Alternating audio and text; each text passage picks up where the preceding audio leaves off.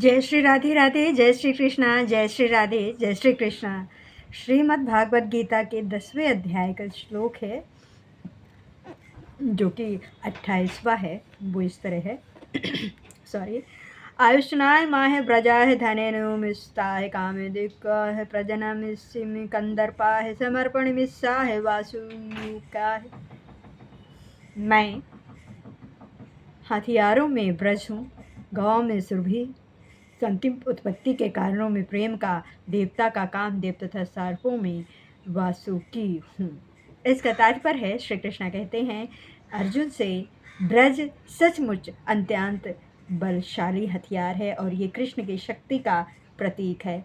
वैकुंठ लोक में स्थित कृष्ण लोक की गायें किसी भी समय दूध दे सकती हैं और उनसे जो जितना चाहे उतना दूध प्राप्त कर सकता है। निसंदेह इस जगत में ऐसी गायें नहीं मिलती, किंतु कृष्णलोक में इनके होने का उल्लेख है। भगवान ऐसी अनेक गायें रखते हैं जिन्हें सुरभि कहा जाता है।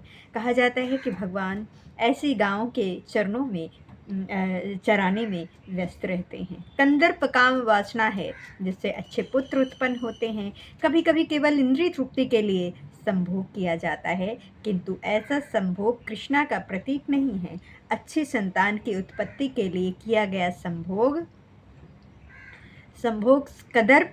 कंदर्प कहलाता है और वो कृष्णा का प्रतिनिधित्व करता है। प्रमवशिता है, दंता है, काला है, कलयम महम मृगिणा है, चाहे गुरुदो वनिता है प्रक्षणम। दैंतों में मैं भक्तराज प्रहलाद हूँ।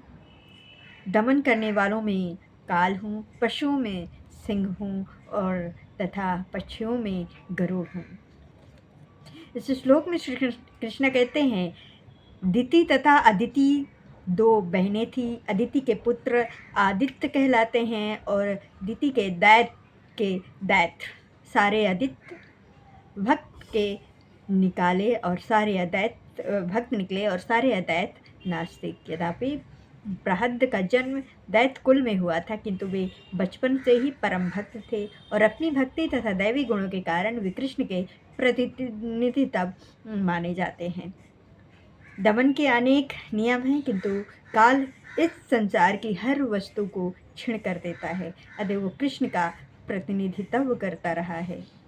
पशुओं में सिंह सबसे शक्तिशाली तथा स्त्री सिंह होता है और पक्षियों के लाखों प्रहार में भगवान विष्णु का वाहन गरुड़ सबसे महान है।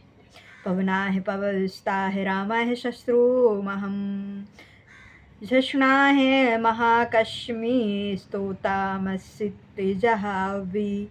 समस्त पवित्र करने वालों में मैं वायु हूँ, शास्त्र रथियों में राम, मछलियों में मगर तथा नदियों में गंगा हूँ।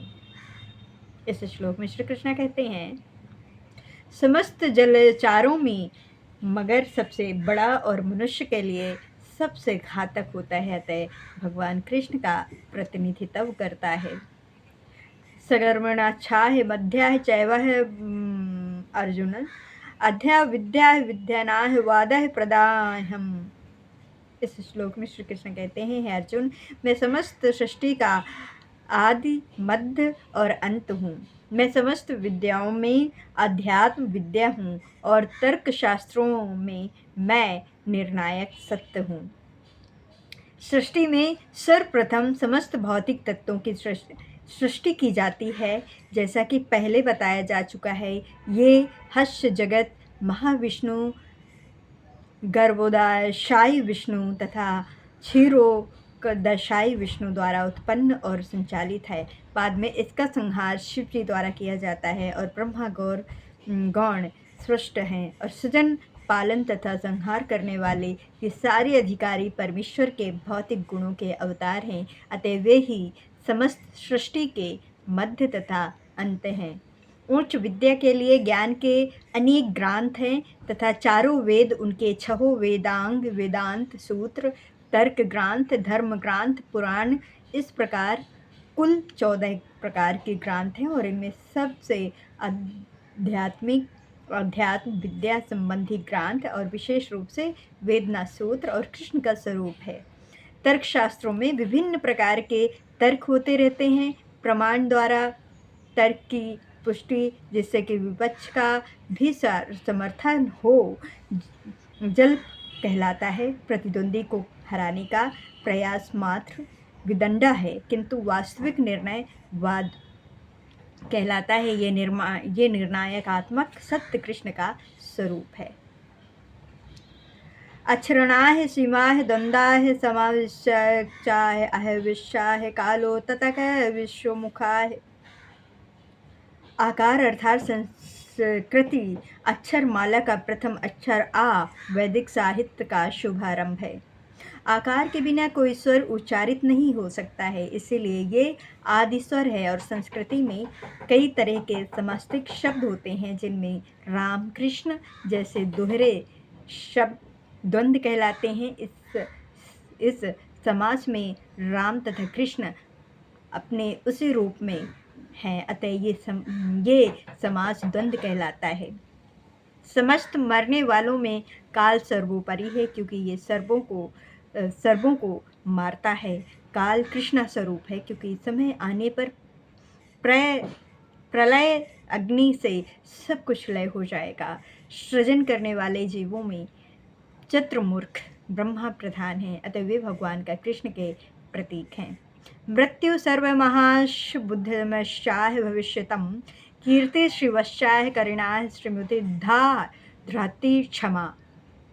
मैं सर्वभक्षी मृत्यु हूँ और मैं ही आगे होने वालों को उत्पन्न करने वाला हूँ, और स्त्रियों में मैं कीर्ति श्री वाक्य स्मृति मेघा द्युति तथा क्षमा हूँ।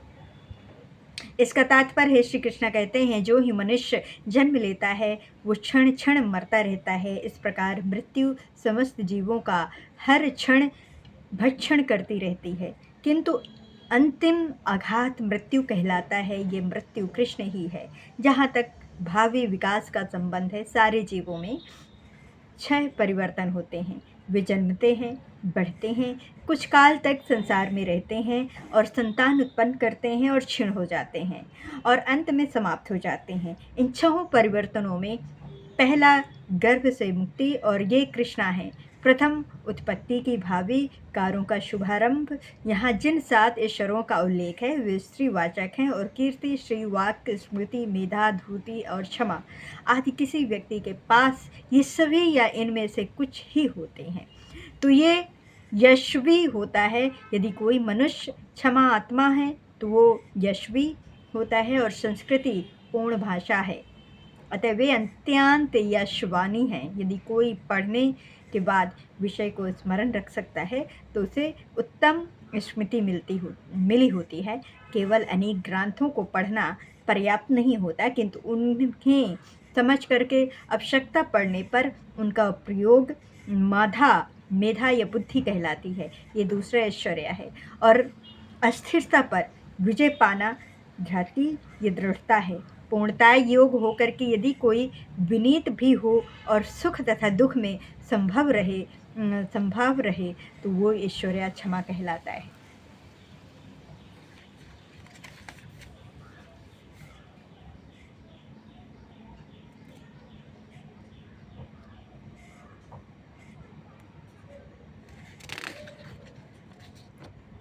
बृहस्पतम तथा सम्रादाय गायत्री छंदम महम माचना है मर्ग शीशा है हुमुतुना है कुसुमाकारा है। मैं सामवेद के गीतों में बृहत्सम हूँ और छंदों में गायत्री हूँ, और समस्त महीनों में मैं मार्गशीर्ष अगहन तथा समस्त शत्रुओं में फूल खिलने वाली वसंत शत्रु हूँ।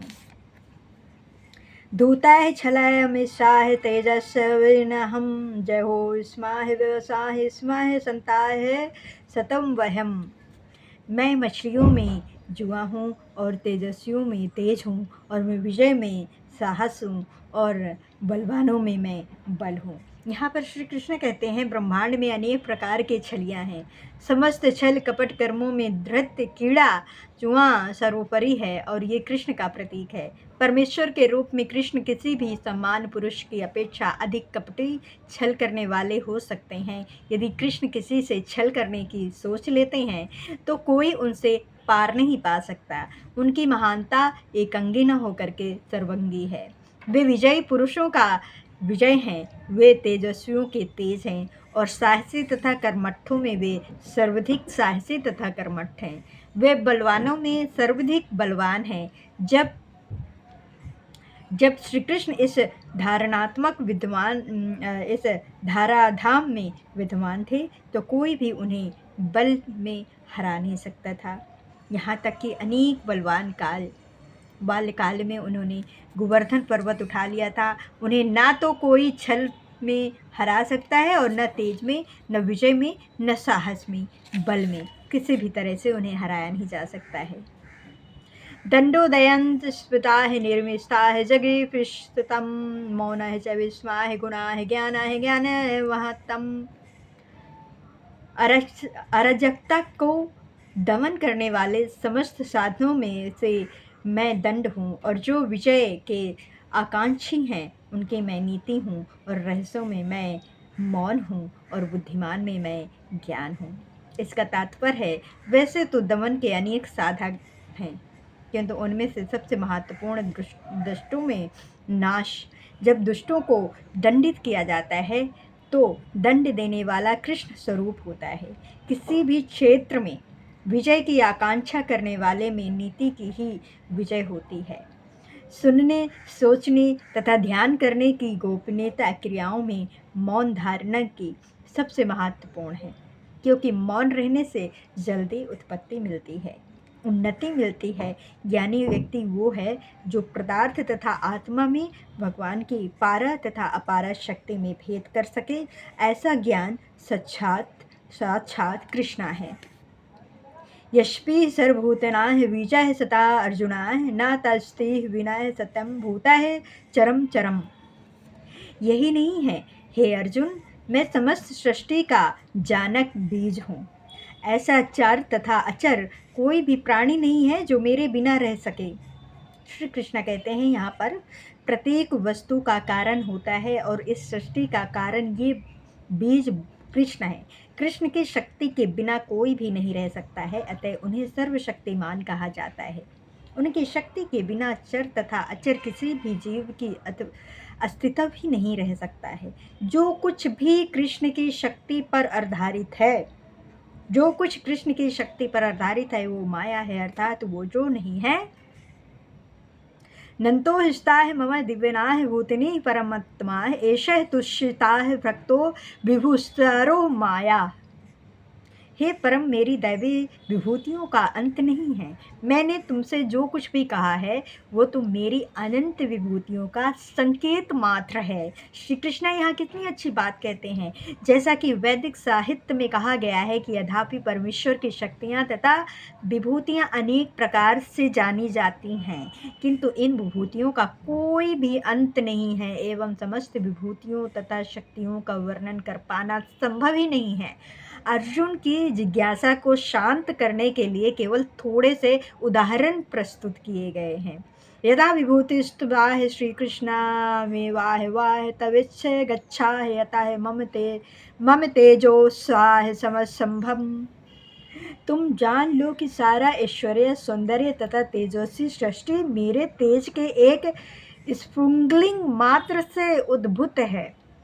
किसी भी तेजस्वी या सुंदर सृष्टि को, चाहे वो अध्यात्म जगत में हो या इस जगत में, कृष्णा की विभूति का अंश रूप ही मानना चाहिए। किसी भी अलौकिक तेज युक्त वस्तु को कृष्ण की विभूति समझना चाहिए। अथवा बहुनैतनाः की घेनताः सर्वर्जुनाः विशिष्टविंदाः कृष्णा केशवानाः स्थूल जगत। किंतु हे अर्जुन, इस सारे विषाद ज्ञान की आवश्यकता क्या है? मैं तो अपने एक अंश मात्र से संपूर्ण ब्रह्मांड में व्याप्त होकर के इसको धारण करता हूँ। श्री कृष्ण कहते हैं, तमाम परमात्मा के रूप में ब्रह्मांड के समस्त वस्तुओं में प्रवेश कर जाने के कारण परमेश्वर का सारे भौतिक जगत में प्रतिनिधि तब है। और भगवान यहाँ पर अर्जुन को बताते हैं कि ये जानने की कोई सार्थकता नहीं है कि सारी वस्तुएं किस प्रकार अपने प्रत्य ऐश्वर्य तथा उत्कर्ष में स्थित हैं। उसे इतना ही जान लेना चाहिए कि सारी वस्तुओं का अस्तित्व इसलिए है क्योंकि कृष्ण उनमें परमात्मा रूप में प्रविष्ट हैं। ब्रह्मा जैसे विराट जीव से लेकर के एक छिद्र चीटी तक इसीलिए विद्यमान है क्योंकि भगवान उन सब में प्रविष्ट होकर के उनका पालन करते हैं। एक ऐसी धार्मिक संस्था मिशन भी है जो कि एक निरंतर प्रचार करती है कि किसी भी देवता की पूजा करने से भगवान या परम लक्ष्य की प्राप्ति होगी, किंतु यहाँ पर देवताओं की पूजा को पूर्णिमाएं नित्य निरुत्साहित किया गया क्योंकि ब्रह्मा तथा शिव जैसे महानतम देवता भी परमेश्वर की विभूति के अंश मात्र हैं। वे समस्त उत्पन्न जीवों के उगदम हैं, कोई उनसे श्रेष्ठ नहीं है, उनसे श्रेष्ठ है न उनके तुल्य। महापुराण में कहा गया है कि जो लोग भगवान कृष्ण को देवताओं की कुटी में, चाहे वे ब्रह्मा या शिव की क्यों न हो, मानते हैं, वे पाखंडी हो जाते हैं। किंतु यदि कोई ध्यान पूर्वक कृष्ण की विभूतियों एवं उनकी शक्ति के अंशों का अध्ययन करता है तो वो बिना किसी संशय के भगवान कृष्ण की स्थिति को समझ सकता है और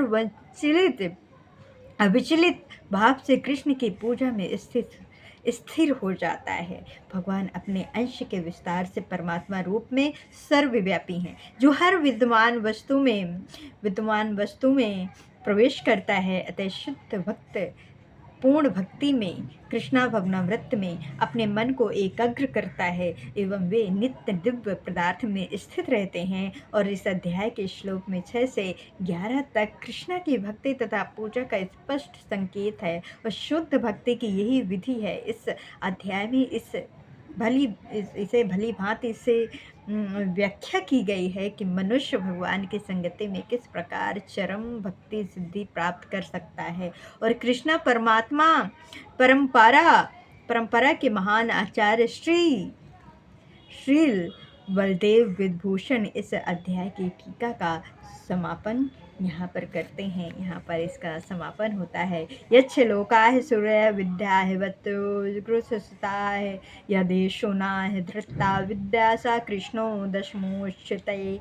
प्रबल सूर्य भी कृष्ण की शक्ति से अपनी भक्ति प्राप्त करता है और सारे संसार का पालन कृष्ण के एक लघु अंश द्वारा होता है। अतः श्री कृष्ण पूजनीय है। इस प्रकार श्रीमद् भगवद गीता के 10वें अध्याय का समापन होता है। जय श्री कृष्णा। श्री राधे राधे राधे राधे राधे राधे।